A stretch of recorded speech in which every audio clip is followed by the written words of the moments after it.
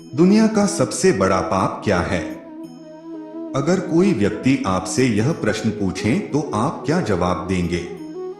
जब किसी व्यक्ति के सामने बात पाप और पुण्य की आ जाए तो व्यक्ति पुण्य को करने से पीछे नहीं हटता है।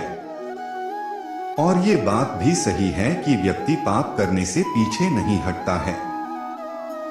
जहां लोग पुण्य करते हैं वही लोग ऐसा पाप भी कर देते हैं जो आपके सभी पुण्यों के फलों को नष्ट कर देता है। यहां तक कि उस पाप की सजा अगले जन्म में भी भोगनी पड़ती है। इस संसार में अलग अलग प्रकार के लोग होते हैं। कुछ लोग बहुत बुरे होते हैं जो जिंदगी भर पाप ही करते रहते हैं। वही कुछ लोग बहुत अच्छे होते हैं जो कि कभी भी पाप करने के विषय के बारे में सोचते भी नहीं है और जिंदगी भर अच्छे कर्म ही करते रहते हैं। तो आइए जानते हैं संसार में सबसे बड़ा पाप कर्म क्या है। भगवान श्री कृष्ण ने गीता में कहा है, संसार का सबसे बड़ा पाप किसी औरत की इज्जत से खेलना है। जो व्यक्ति किसी औरत की इज्जत से खेलता है वह दुनिया का सबसे बड़ा पाप करता है।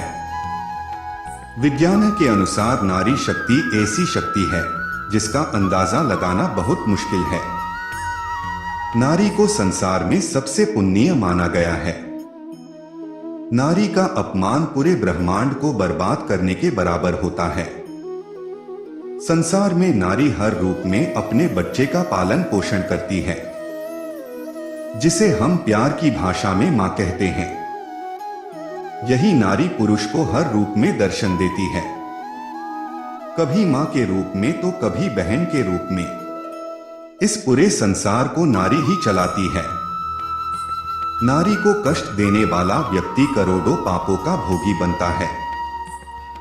वही भगवान श्री कृष्ण ने भागवत गीता में कहा है, जो व्यक्ति नारी की इज्जत करता है उसे इस जन्म में और अगले जन्म में कई करोड़ों पुण्य हासिल होते हैं।